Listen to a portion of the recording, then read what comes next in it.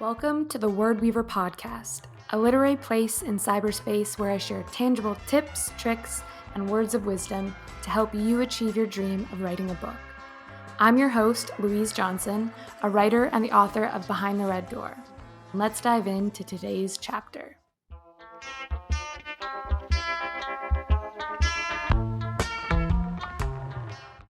So hello and welcome back to the Word Weaver podcast. I am very excited about our guest today, the beautiful and brilliant Liselle Sambury.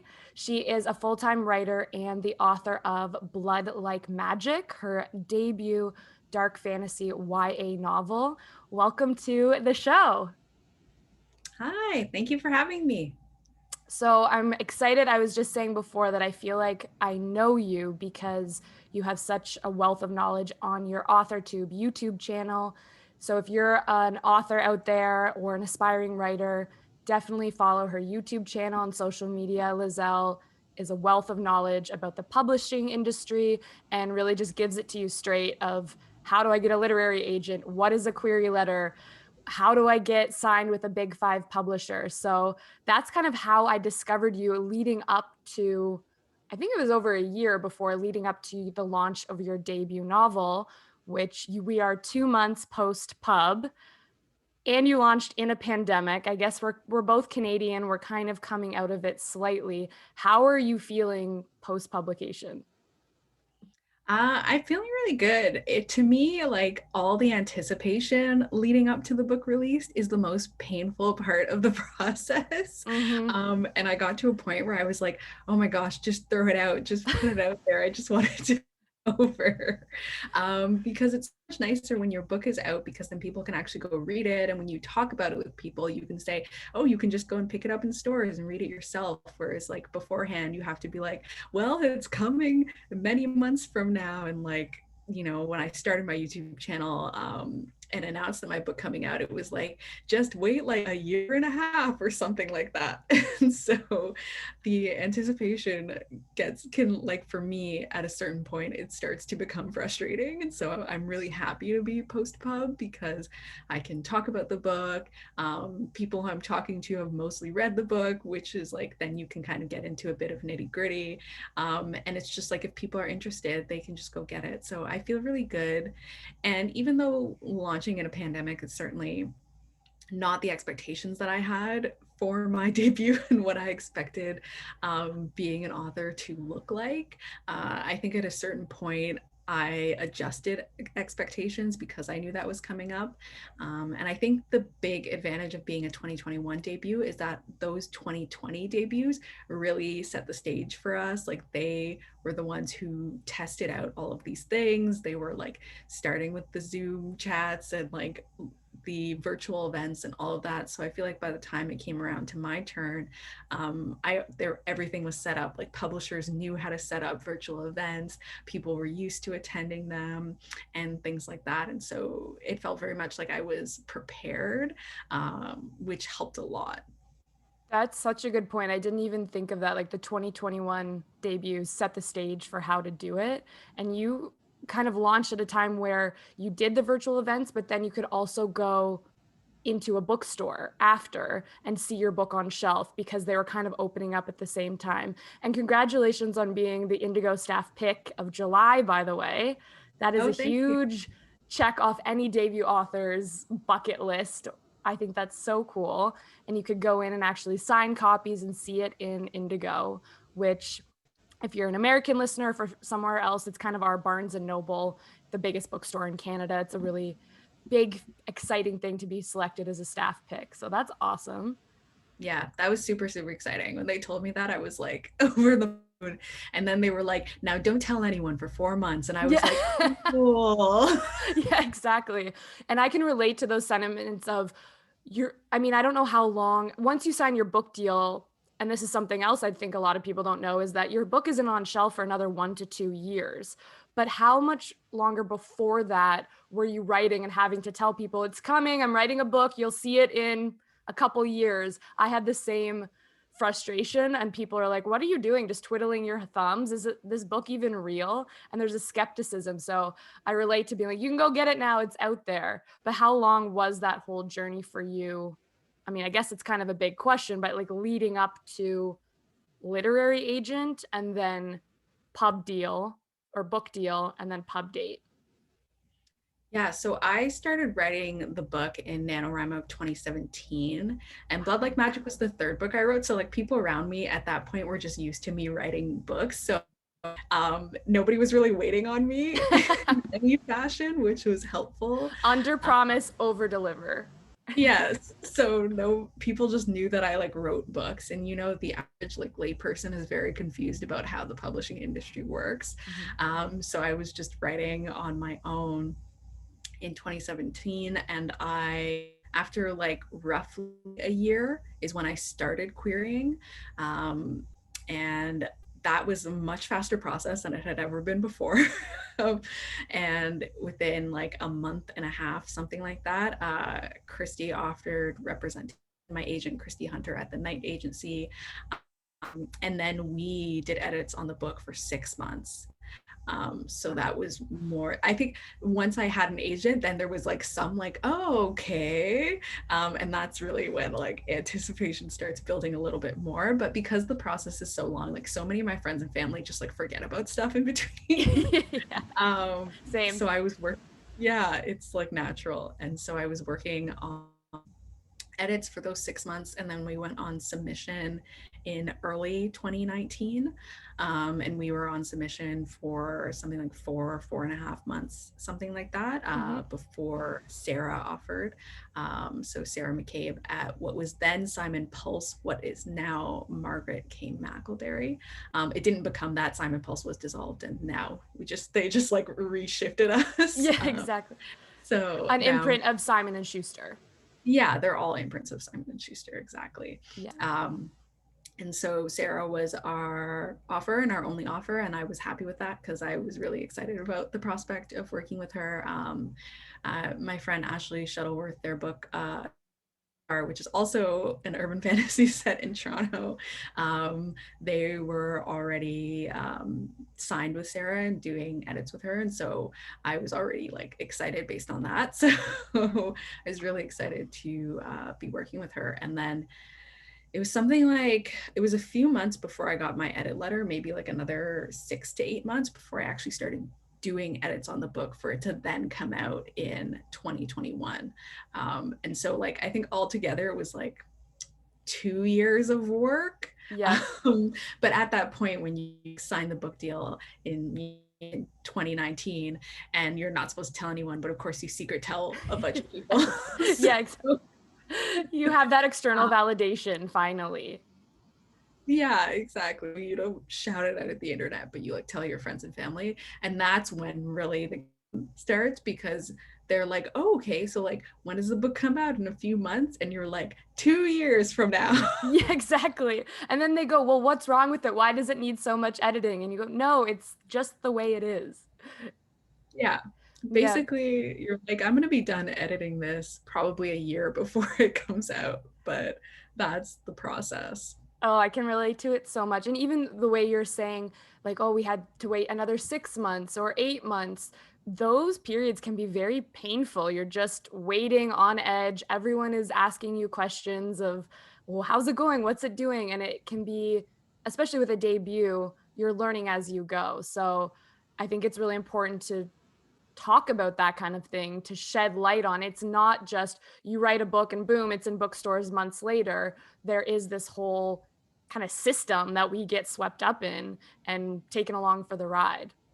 But I mean, signing with a big five publisher as a debut is, I mean, everyone's dream. Were you just ecstatic?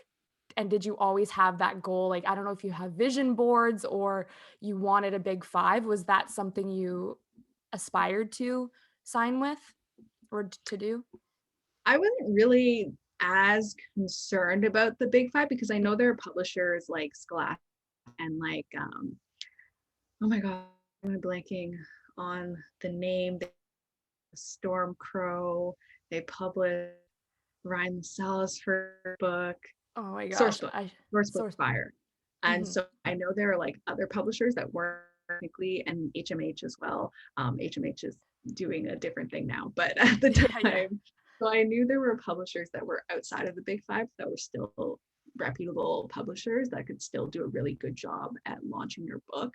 Mhm. So I was concerned with that. I was just concerned with like, I wanted to be able to sign with a reputable publisher with titles that I had heard of, and titles that I do really good jobs with, like really good marketing and really good distribution, because I wanted to know that I could walk into a bookstore and like be able to see my book there, and to know that the publisher was able to do great marketing for it, Mhm. and it wouldn't kind of mostly fall on me, because that's a big part of why I want to be in traditional publishing, because even though I was working in marketing at the time, like for me, marketing someone else's product or some brand is very different than me as a person going out and being like, hey, buy my book. Like, I'm fine to supplement and to add on to that, but I really wanted someone else to be doing the bulk of the Mhm. marketing. And so Christy might pull together that sub list, and not all of them were big five, but I trusted that they were all great publishers and great editors because of how she pulled them together. I think we had Scholastic on there in that first round, Yeah. that we went out with. 17 editors, 17 or 18 editors that we went out with in that first round, and we only did one round. So that was kind of my outlook going into it. Mhm. I think Big Five, um, but I also know there's like some publishers that hover outside of that that also do fantastic work. So as long as that threshold, that was really what I wanted. Yeah, that's really smart. And I think it's even changing. I mean, it was touted for so long, the big five. And now I think it's actually big four because Penguin Random House merged. So, but I think there's also this idea that, oh, we have to sign with one of those, like this oligopoly. But the industry is changing. That big system is very archaic. So there are very reputable publishers that are outside of that. So I think it's good for other writers to know that that doesn't have to be the be all end all with your debut. So, did you have, I always like to think success is a variable viewpoint. So, for you, what a successful book launch is, it could look different from another author. So, did you have an idea going in of, for me, a success with Blood Like Magic is hitting a New York Times bestseller list, or is it seeing it in store, or is it being on like a Canadian bestseller list? Is it selling X number of copies? Did you have an idea of what a successful debut looked like for you?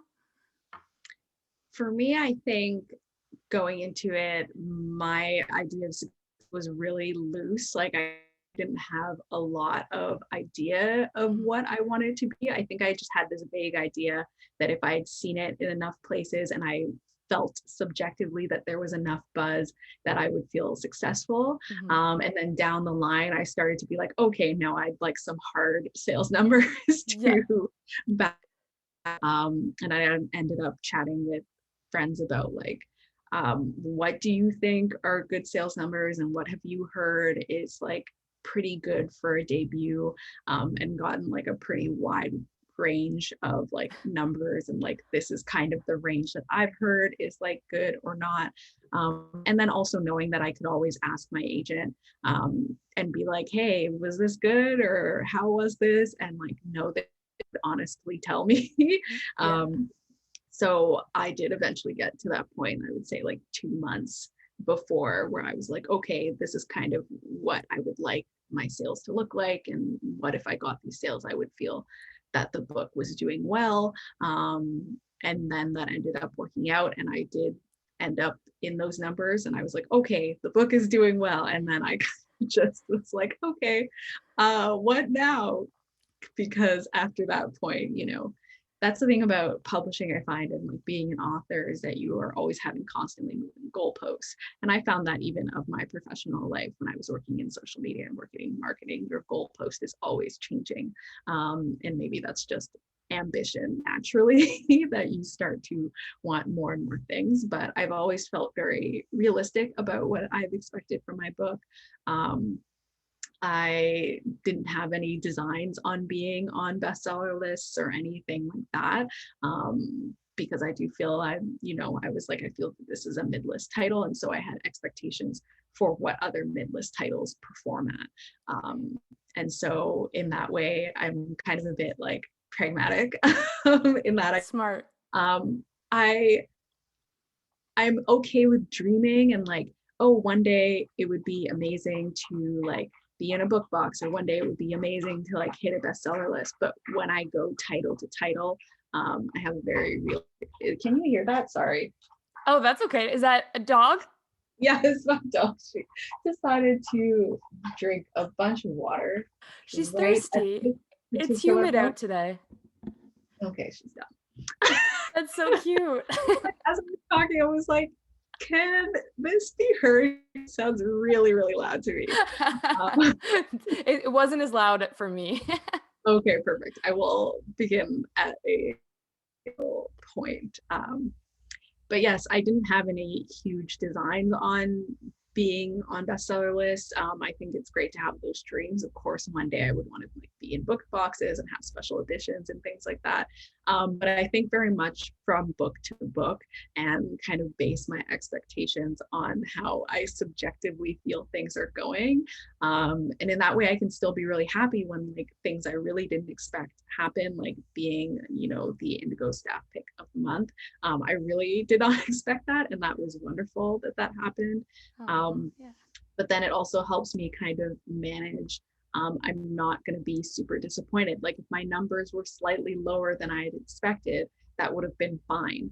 And so that's kind of I've been going about this, and I think that every title is different and very much in the debut experience. I know that just because I don't get all of the things on one book, that doesn't mean that another book can't achieve those things.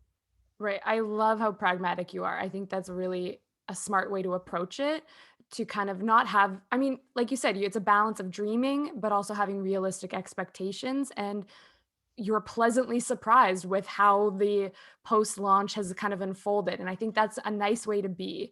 Um, I want to kind of go back a little bit because you mentioned Blood Like Magic is your third book, which I actually find very interesting. And recently, correct me if I'm wrong, or maybe it was a year ago, you kind of made the switch to being a full-time author. Was it about a year ago? Yeah. So what happened was in March 2020, at the beginning of COVID, because I used to do social media marketing, but for a travel company. And when COVID happened, travel was not so Tough great. industry. Many people, yeah, a very tough industry. So like a very large portion of the company was laid off, which also included me. And at that point, it was kind of like I myself an accidental full-time author because Right. something I was trying to do. But now that I didn't have that job, writing was technically the only job I had. And so I was focusing in on that while I was trying to find full time work. And after like close to a year of trying to find like day job work and not able to, and feeling really like down on myself, and I thought to myself, well, you've gone a year so far without this. What if you could write full time? And I thought about it. And then I ended up getting my second book deal for two YA books, Butcher Birds being the first one, and then an untitled second standalone. And at that point, I crunched the numbers and I realized spread out over a 3-year period, it would have been the same as the salary I would have gotten from a day job. And at that point, I thought, why don't I just write full time on purpose? Right. um, so I just kind of made that transition. It was basically the same. The differences were that it was on purpose now. It was no longer by accident. And I was, living my life that way and knowing that this was something I wanted to continue with and planning my career for wanting to continue writing full time. And so that was the big shift. So I've technically been like doing it for a year, and like I've been purposely doing it for like 6 months. And how are you finding it? Do you find you're very productive and like what's your writing routine during the day? I mean, right now you have the marketing hat on, you're doing the promotion, but then you said you signed two other books. So are you balancing writing book 2 and book 3 with marketing Blood Like Magic. How are your days looking, and do you enjoy it being a full-time writer, author? Yeah, I absolutely love it. It was very much like, besides like everything I dreamed of time author, I do really enjoy being able to work on books during my day, and it actually doesn't take a day. So now I'm phase and that I'm starting a new project. So I'm doing a lot of ideating. So I'm kind of checking out books and like watching documentaries and like brainstorming. So it's a little bit more loose, but I'm drafting, which I just drafted, finished drafting something last week. So I wake up at 30, I'm at my computer at 9. I usually write until something like 10:30. Then I take a break until 1. So like it's a very extended lunch. Love it. And then at 1 o'clock, hop back into writing, and I'm usually done for the day, my word count by like 2 p.m., something like that. Oh, that's great. And then I just kind of do whatever. Yeah, it's great. I usually do reading. I've done the most reading this year that I've ever done. I've read 82 books already. Wow. Um, Oh my gosh. I so follow like, you on Goodreads, I think, so I gotta make sure I check out all your books. oh, I don't go on Goodreads anymore because of the whole thing of Goodreads and being an author. And so I'm like afraid to be on Goodreads. So I True, don't true. track my books at all anymore. Okay. According to Goodreads, I've read 3 books for the year. I was So gonna say, I don't think I've seen your updates. yeah, it's very, I track all my book stuff on Notion now because it's completely separate from Goodreads. So I I don't have love to worry about Notion. like, yeah, it's so good. And it's really nice for tracking the books. And I have a little calendar so I can see how long it takes me to read each book. But yeah, so I basically spend most of my day writing and reading. And then like I have some break time. I'll play like The Sims and stuff, and I'll listen to audiobooks. So I'm still technically reading. Right. So it's really, really nice for me. And I find that I've recently set up a schedule where I do now like a Monday to Friday schedule, 9 to not 5, 9 to 2, really, which is nice for me. And then I take weekends off, and that's been working really, really well. So it's a bit different in that I do need to be strict with myself, but I've always been strict with myself. Like when I worked my day job, I would wake up at 5:30 in the morning, and I would go, and like 6 o'clock I'd be in front of my computer and I'd write until I had to leave for work at 7:30, and that's how Wow. I got books done. So I've always kind of been vigilant with myself. Now I feel really uh, more free, more lackadaisical because I'm at work. But work, yeah. Right. At 9 a.m. I finish early. I have a long break in the middle. And so it's nice to have that sort of freedom and the location freedom as well. Like we went down because finally had our vaccinations and everything. So we went down to Toronto for a week, and I was able to do that. And I just brought my computer with me, and it was simple to do. And I was able to not write if I wanted to, or write if I want to. I really like the freedom of being able to set my own schedule. That's amazing. And like you said, I think writing isn't just about sitting down at a keyboard and writing, even while you're reading, even while you're taking maybe a longer lunch, the ideas are still percolating in your brain. Your antenna is always up. So you're kind of working like 24 hours, but it doesn't feel like that. It's you're Oh, I letting think things you, marinate.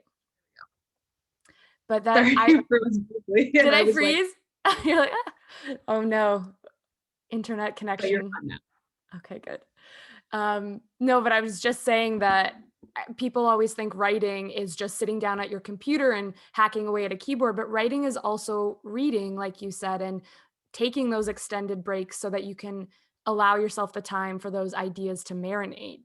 It's kind of a 24/7 job, but it doesn't feel like work. So I think that's a really nice schedule you've set up. Yeah, absolutely. And that's it's totally true that it is kind of a 24/7 work thing. Like there are times I'm in the shower and I think of something, and times I'm laying in bed and I'll think of something and I write. my notes app, and I recently got Scrivener on my phone, so now I can write things down directly in the Scrivener files that I'm working in. And so it's true, I'm always thinking about the stories, even if I'm not actively sitting down and typing them out. I was going to ask you, what kind of tools do you use? Do you write longhand? You mentioned Scrivener. I'm a big Scrivener fan. So have you always written in that kind of word processing program? I'm not great with handwriting. I really don't like using paper things because I tend to lose them. They tend to be very disorganized. And so I used to use Microsoft Word primarily, and then I discovered Scrivener, which works a lot better for me because it's folders. So I create folders for, transferring over the little things I write on my phone, notes for world building and for characters, and I get to basically separate everything out. Being able to move around chapters if I want to move around chapters. And so I do all of my drafting and my developmental edits in Scrivener. But at some point I have to switch over to Microsoft Word, because when you get into line edits and your editor is putting in those very like track changes sort of things, then I have to be in Microsoft Word. So at a certain point, once I get to line edits, it's all in Microsoft Word. And then eventually, because now we've been doing digital past pages. Mm-hmm. So before, for past pages, they would like send you a physical paper manuscript and you would mark it up. And since they've sent PDFs, and it's good because I actually got an iPad Pro with an Apple Pencil. And so I just mark the PDF as if I were marking paper. Oh, that's smart. Yeah, because I can kind of just like handwrite things or cross out things. And so that's another like nice that I just happen to have. I wouldn't go out and buy it for that purpose, but I already had it. So Yeah, exactly. Yeah. Well, I'm so impressed with your discipline to sit down and write, even when you had a full-time job. Does the writing always flow naturally for you? Like you said, you just sat down at 5:30 previously and wrote until you had to go to work. Did you ever hit quote unquote writer's block? Or does it just flow naturally?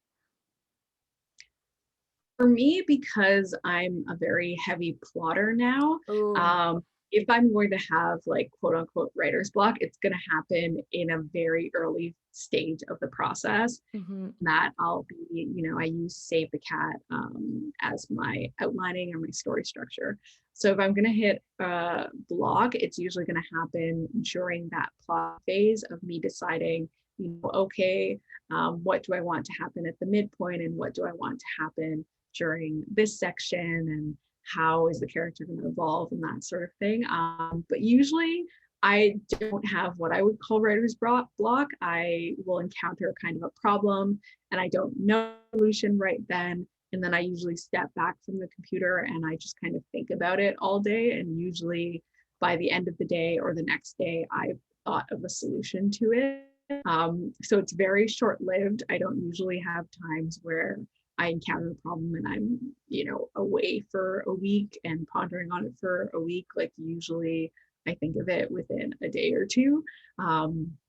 So that when I'm sitting down to draft, I've already worked through all those problems.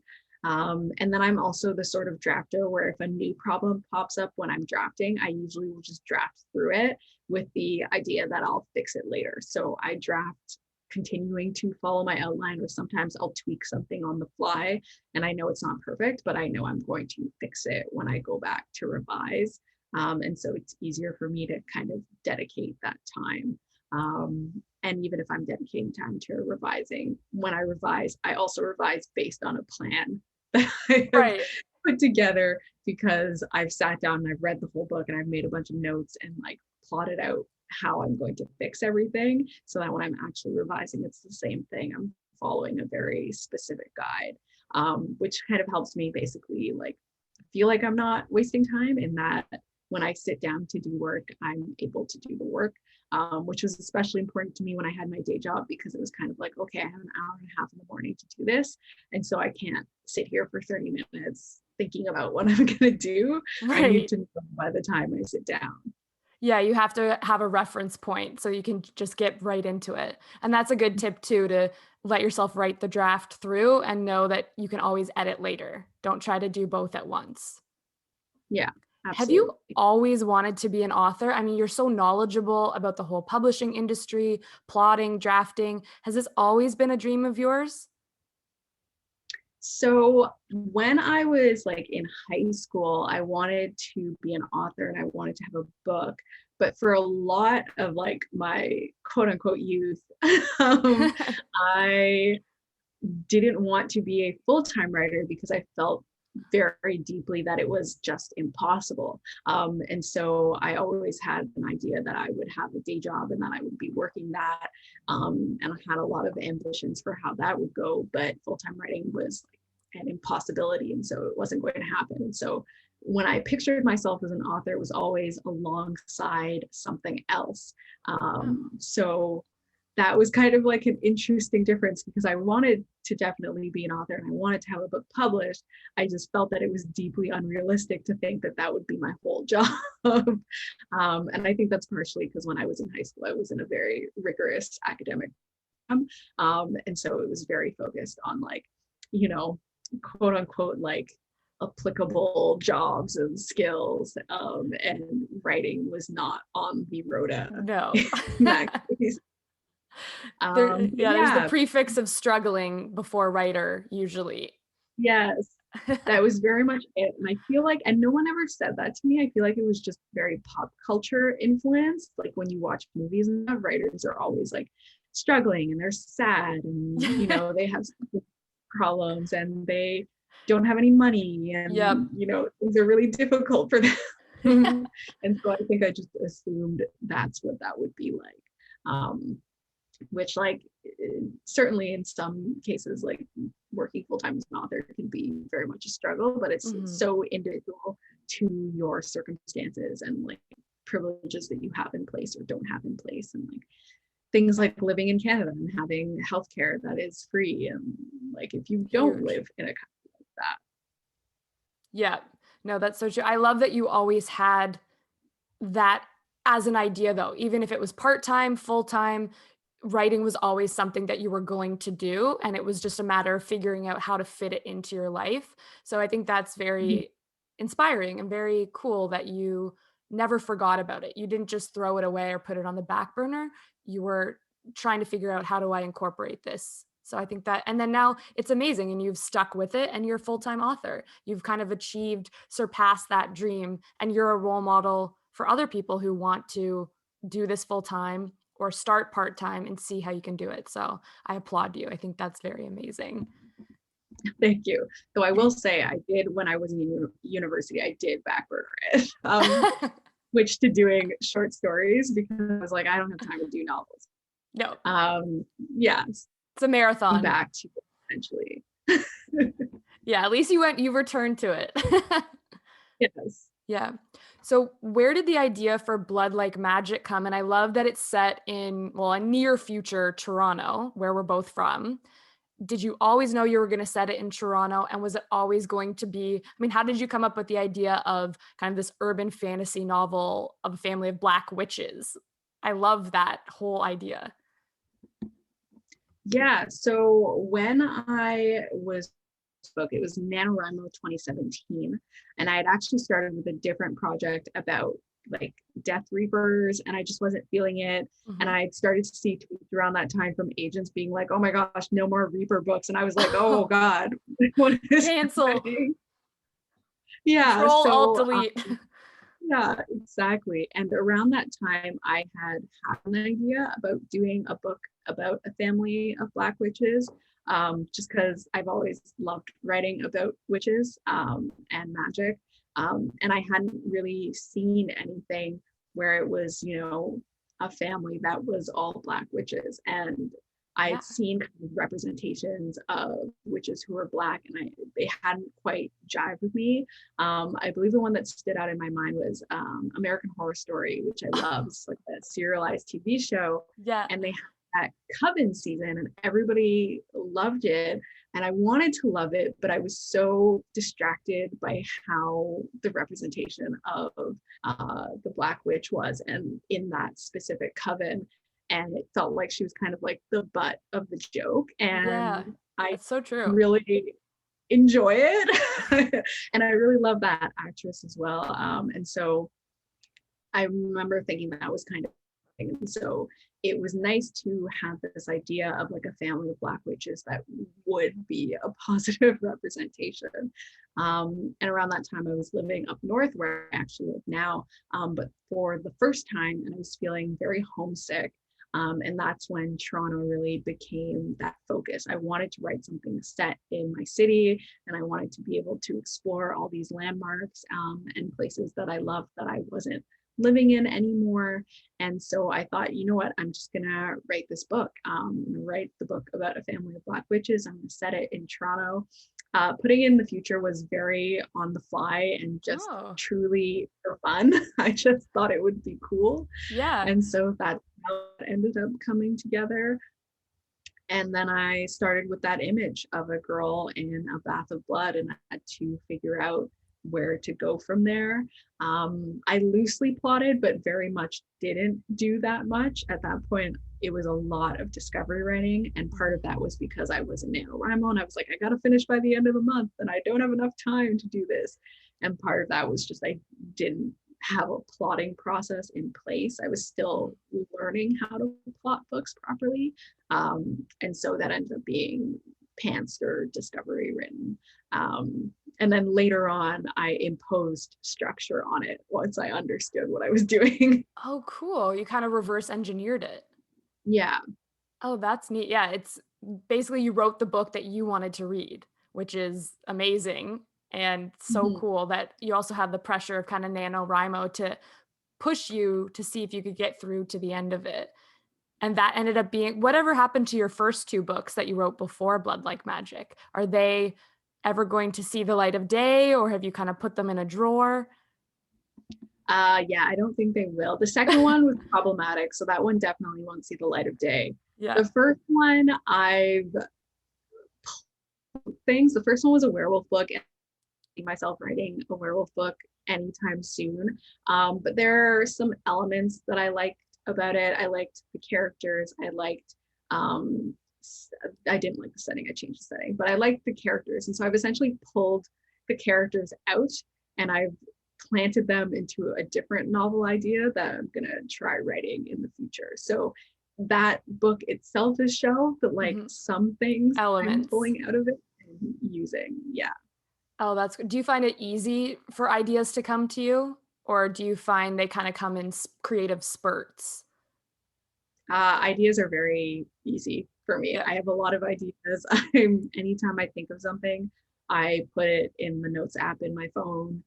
I have two of them because the first one started loading too slow because there were too So many. many ideas. So I had to start another little note on my phone to keep going with it. So yeah, for me, like ideas are very much a dime a dozen. I Yeah, can them without even trying. So I usually that's have a great. lot, and then later it's up to me to kind of choose something and impose structure on it and see if it can actually go for a whole book. Because sometimes I take out my ideas and I'm like, this wasn't a whole book. No, This was 2 seconds of an it's a idea. scene. It's a cinematic element, but not a full story. Yeah, it's I have a Yeah. catch-all notebook because I would have ideas and put them in my notes app and then lose them. So now I have one dedicated notebook that I'll just always transcribe immediately because I'm so scared I'm going to lose my ideas. That's really good. Yeah. Yeah. So I kind of want to pivot a little bit, and I won't keep you too much longer, I promise. I just have so many questions. A bit to social media, because I think you do it really well. And it's not necessarily something authors are always good at. And we kind of have to be Jill of all trades, so to speak. Like we have to be a writer, but then also be our own authorpreneurs. And the idea of a platform and having a social media presence to market our book and connect with readers, I think has become pretty important. But how important do you think it is? I'm really curious to hear your thoughts about it. To me, I have like a pretty solid idea in that to me, it is the publisher's job to sell your book. Love that. Um, and so the author marketing that you choose to do and social media that you choose to do, to me, is for building community. It's for you to connect with readers. It's for you to share the things that you want to share.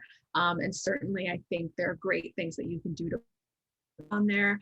I think you can even get sales from the things you promote on there, but I always believe the bulk of the sales of your book are going on publisher efforts. So to me, social media is such something that you do on an individual basis as an author. I feel like sometimes authors want to be very active in promoting because it gives you agency and you feel like you have control over something. And if I post this many times per day, then I feel like I'm doing something and I'm contributing to the sale of my book. And sometimes I feel like that ends up being more of the push. Um, I think it can do great things in like trying to get people aware of your book, and trying to drum up interest and just sharing knowledge about your book. Um, and I think that's great. And I think it's great if authors do that amount of promotion. I think sometimes there are some publishers who will act like your individual efforts are more impactful than I think they truly are. Yep. And so I kind of have I guess, a complicated feeling about it. I think authors who want to promote and who want to share things about their book and are wanting to know different ways about doing that, I think that's great to learn about.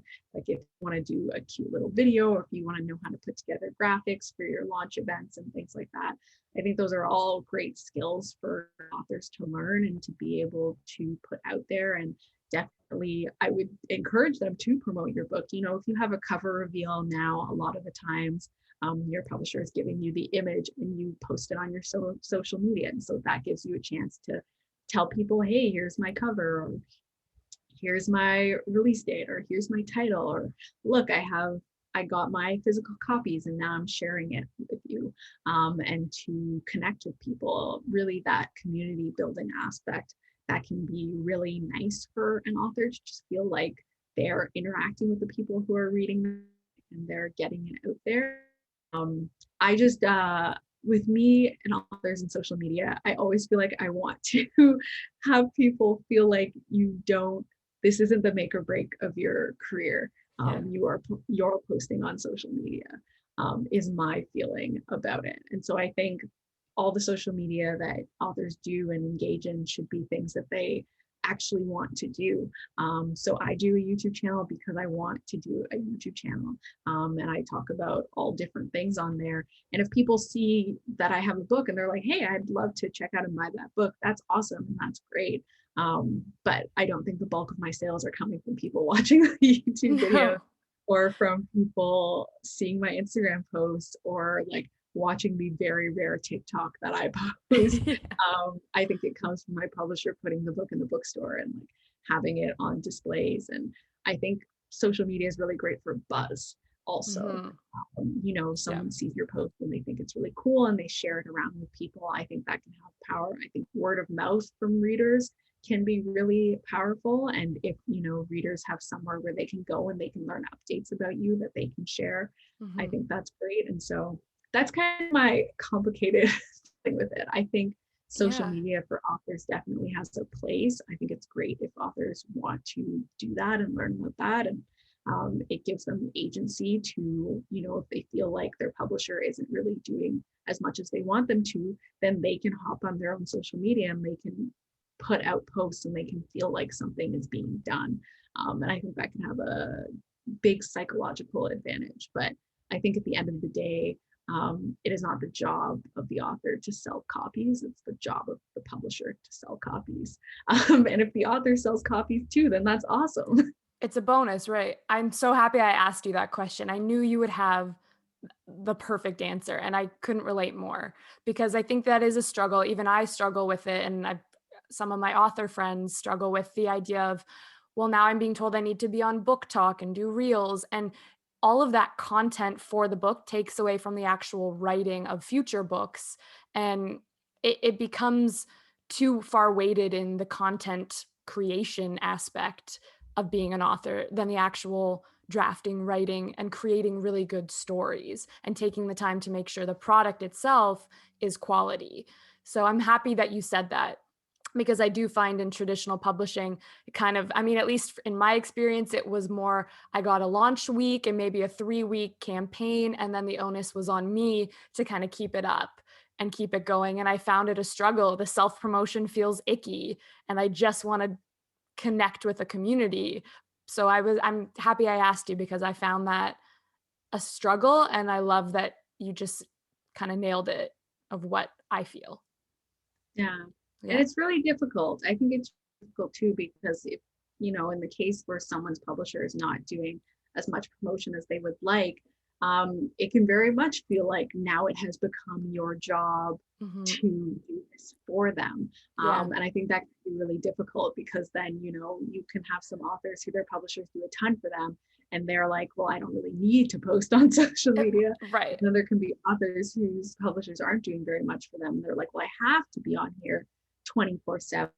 But then you can burn out from that. Hmm. And like you said, it takes away from the actual work of the writing. And I think there's definitely a balance there. And I really hope that, authors are pulling away from like burning yourself out, and like, you know, uh, putting your mental health at risk to do this thing that you now feel is your job, when your job was always just to write the book. Yeah. Yeah. Yeah. That hustle and grind culture is very, I mean, it's seductive in a way. And you're kind of taught this is what you need to do to get to the top and survive in it. But I think you illustrated perfectly, even explaining your writing routine. You take weekends off, you stop your workday at 2 p.m. You have to give yourself those breaks. Otherwise, you will burn out. And mental health is of the utmost importance. So I think that's great that you found a way. And I find it very inspiring how you have structured your day. I want to start taking some more of that and not feel like I have to be always be on.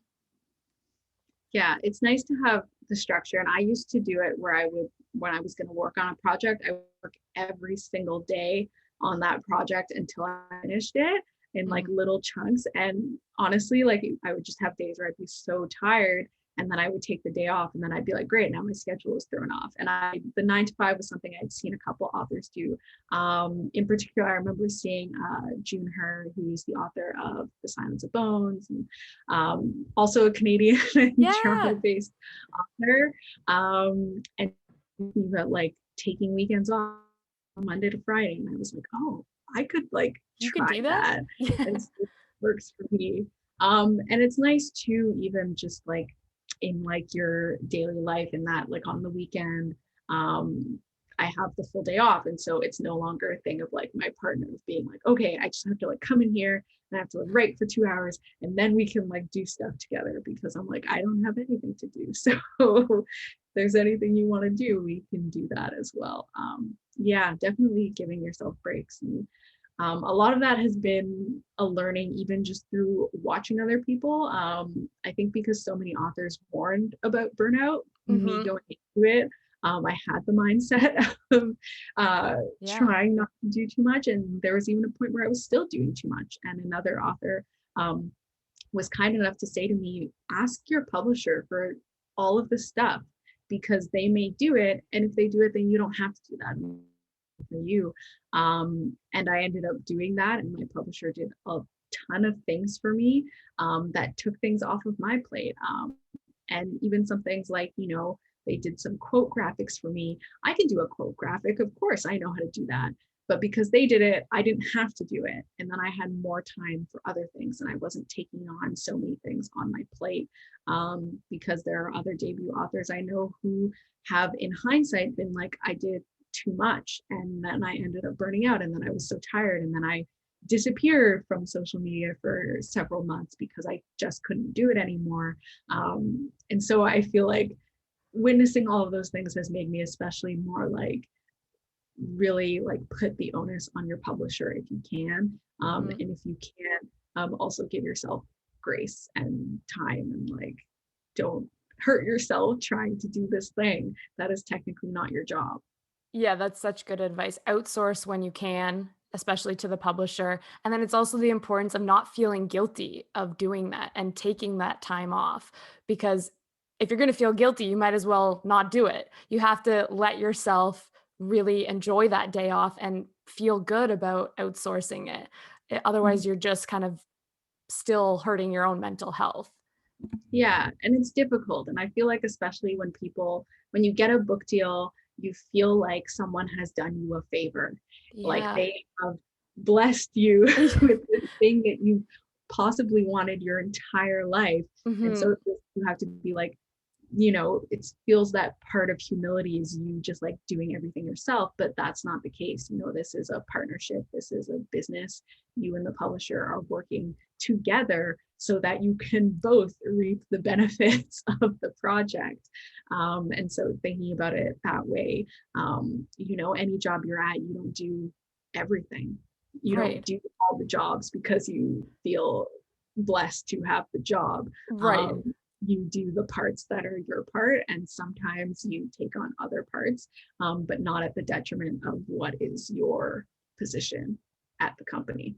That's such a healthy mindset and a really, really important reminder. I like that. Well, I want to know, so you have two book deals in the works. Sorry, you've already signed another two book deal coming out in 2022 and 2023. I would love to know what is kind of your short-term future. What does that look like? And your long-term goals for the future. Are you going on a book tour for Blood Like Magic now that the world's kind of opening up? What is next for Liselle Sambury?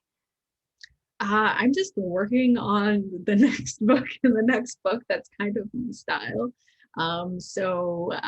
The second Blood Like Magic book will be coming out. I now know the date, August 9th of 2022. So Oh, that's, wow. Exactly a year. I mean, a year yesterday. We're yeah, August 10th exactly. today. That's cool. Yeah, exactly. And so we've been working on that. My editor has my latest round of edits on that. And so when she gets back to me, we'll be doing more on that. In 2023, I have Butcher Birds, and so that we're not working on yet, but that will come in the future. So I'm just letting that sit. And then I'll have an Untitled YA in 2024, and Oh I've my God. submitted the proposal for that. So we'll see what the publisher thinks of that and if that's good to move forward on. And then outside of that, I've been trying to work on an adult project to see if I can have something come out in the adult age category. So I just recently finished drafting that. And so I'll be working on doing edits on that in a little bit. And so I'm really like kind of just like working on different projects, very focused on my writing. For Blood Like Magic, there are promotional things that will be coming up in the future.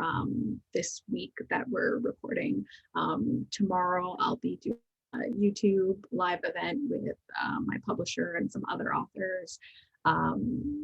So there's that happening, and there will be some other events in the future.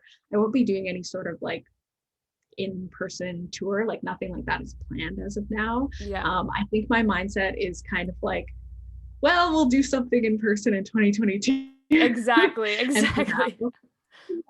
for now, I'm mostly focused on things that are virtual and that sort of thing, because I know it's still, things are better, but they're still like also kind of dicey. Yeah. Yeah. The kind of rumblings of a fourth wave are there. Yeah.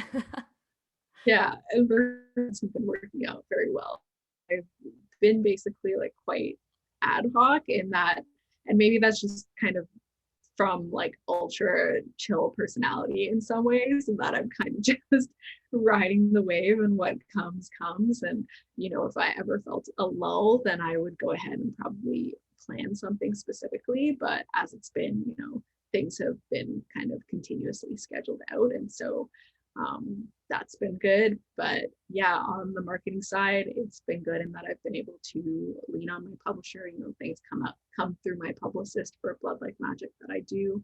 And eventually on my YouTube channel, I'll do some sort of spoiler chat for people who have read the book and like want to talk about all spoilers in the book happening. So that will definitely be coming in the future. And then otherwise, at some point, I guess focus will shift to the second book and marketing the second book. But yeah, I've been very like chill ad hoc about it, which I think is a carryover from my pledge to not stress myself out and overwork myself. And like my focus is very much on my books and writing more books and editing and doing that sort of thing. I love that so much. It's just like reminding, enjoy the journey. It's supposed to be fun. If you're killing yourself to get there to the end of the publishing date, it's what is it all for? This is your career, this is your life, you're blending it all. And I think that's really, really incredible. Well, before we kind of end off, can you tell everybody where they can find you online, purchase Blood Like Magic, all of that good stuff? Yes, you can find me online under my name, Liselle Sambury, on Instagram, Twitter, YouTube, and TikTok. Though I will say on TikTok, I post very occasionally. It's very much when the fancy takes me, I post something. And really, I would say the same for Instagram, but YouTube, I'm extremely regular. I post every Tuesday. And I'm also at lisellesambury.ca for my website. And you can purchase Blood Like Magic in bookstores in the US and Canada at Barnes & Noble or Indigo. And for international friends, you can purchase physical copies at Amazon. I'm not sure where else, but also Book deposit, yeah.